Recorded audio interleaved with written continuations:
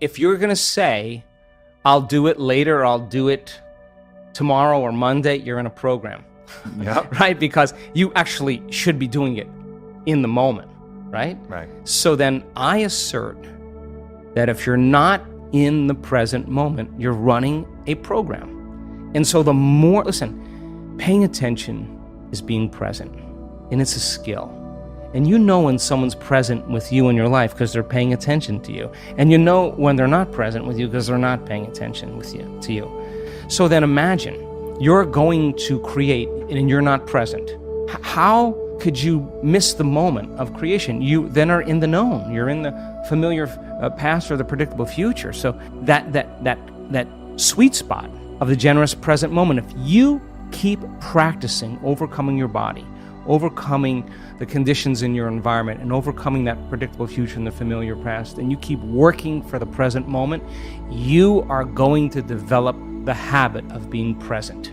And if where you place your attention is where you place your energy, and you're in the present moment, you got a lot of energy to use. You got a lot of energy to execute. You got a lot of energy to design a destiny with. And I invite people to look back at their own life and look at the spontaneous moments where this has happened, because I can literally attribute pretty much every single successful experience of my life, every single great experience, from a moment in which I created that idea. I had that inspired feeling. I had that feeling like, oh, this is gonna be big, and that flood of emotion and that confidence in that, and that it would happen somewhat spontaneously and somewhat serendipitously, and then the result would be on it as a company, or the result would be my book or the relationship or something great that would happen. But I never really harnessed the control over it. I just utilized what kind of happened by happenstance. And maybe I would do a few things to put myself in the right place in the right time to make this happen a little bit more reliably. But no doubt that all of the good things that have happened have come from that formula. Now, if I can take control of that formula, oh shit. Yeah. Well, look, I mean, I'll be the first person to say that we already know how to do this. Yeah. We are wired to be creators. We already know how to do it. You just made up your mind that it was more important than anything else. And you have that vision, you have that possibility, and the moment you feel that emotion, you're connected to your future, and no person, no thing, no experience will stand in the way between you and that future. And it's feeling connected to your future, feeling the inspiration, the joy, feeling the exuberance, the love for your future every day is going to, just like your body follows your mind to the coffee maker, to the toilet every morning, to the known, your body is going to follow your mind right into that future, because that's where your attention and your energy is. So then, yeah, if it isn't happening in your life, then there's some emotion. There's some unconscious attitude or thought process, hardwired. There's some habituation of thought, behavior, or emotional reaction that's keeping you as you. So then if your personality creates your personal reality, and it does, and your personality is made up of how you think, how you act, and how you feel, then the present personality who's listening to this show has created the present personal reality called their life. So if you want to create a new personal reality, a new life, it means you're going to have to change your personality. That means you're going to have to start thinking about what you've been thinking about, and that 95%, and change it. You're going to have to become conscious of your unconscious habits and behaviors, how you speak, and modify them. And then you're going to have to look at those emotions that keep you connected to the past and decide, does this emotion belong in my future? And if it doesn't, leave it behind and the memory associated with it. So most people try to create a new personal reality as the same personality, and it doesn't work. We literally have to become someone else. And the act of becoming is a function of overcoming. So that means you got to light a match in a dark place. And when you sit down and all of a sudden you hear those voices, I can't, it's too hard, I'll never change, it's my ex's fault, it's my boss's fault, I'm too this, I'm too that, I'm too old, I'm too tired, it's too late. And those are the thoughts that are the boundary of the known.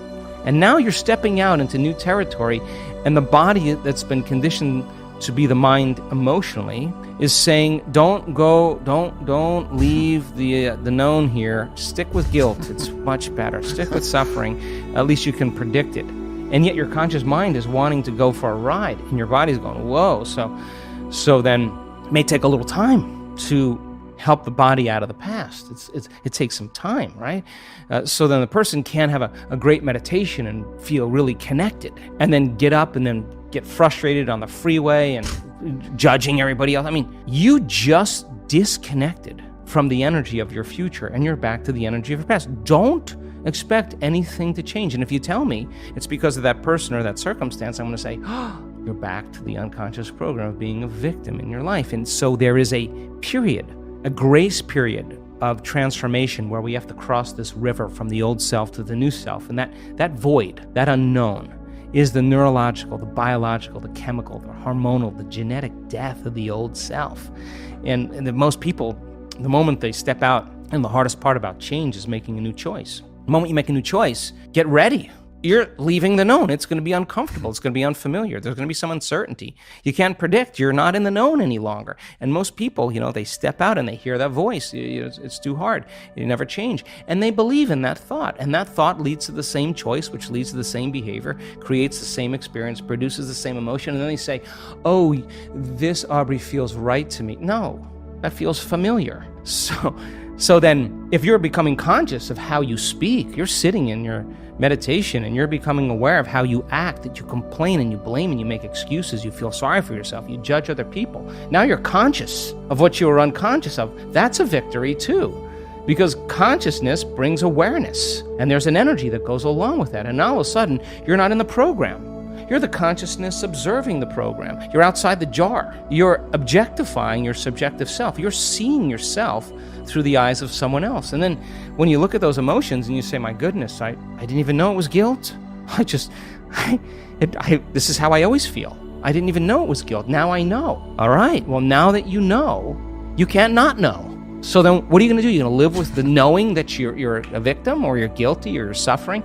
No, the insight isn't going to do anything until you initiate some type of change. So then you say, I'm going to stop blaming, complaining, make excuses, feeling sorry for myself, judging other people. Now you're in the river, and there's a tug for the brain and body to go back to the familiar past. And every day, if you just work on practicing and changing it, you will go from one state of being to another state of being, and you will begin to think differently. What thoughts do I want to fire and wire in my brain? That's a good question. What behaviors do I want to demonstrate in one day? The act of closing your eyes. As an athlete, you know this, and you begin to rehearse in your mind, mentally rehearse what you're about to do, begins to install the neurological hardware in your brain to look like you've already done it. Now the brain is no longer a record of the past.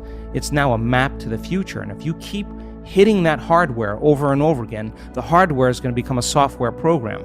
And who knows? You just may start acting like a happy person. There's no magic there. And then here's the toughest part. The toughest part is, can I teach my body emotionally what that future feels like before it happens? Now, that sounds really easy, but when it comes down to feeling gratitude before the experience, most people go, yeah, I gotta go. Didn't really feel it, But the person who says, I'm not getting up, I'm just not gonna get up until I open my heart to life. Now, to me, that's a willingness. So then as they trade guilt and suffering for joy and freedom and inspiration and a love for life, and they're doing it without relying on anything outside of them, they're going to be more prone to no longer need anything outside of them to make them feel that way. They're going to feel that way naturally, and then everybody's going to be really suspicious, like, he changed his medication. Ooh, he's doing something. He's not telling me. You're going to show up unpredictable in your life, and that's when we begin to become outstanding or supernatural or extraordinary. But you can't take any of that with you to become someone else. And if someone says to me, well, I really can't do it because I've had this experience 22 years ago or 30 years ago, I'm going to say to you, that event had such a strong emotion that you haven't changed since that experience. And forget about the experience. Just overcome the emotion, because the memory without the emotional charge is called wisdom. And that's why we're here.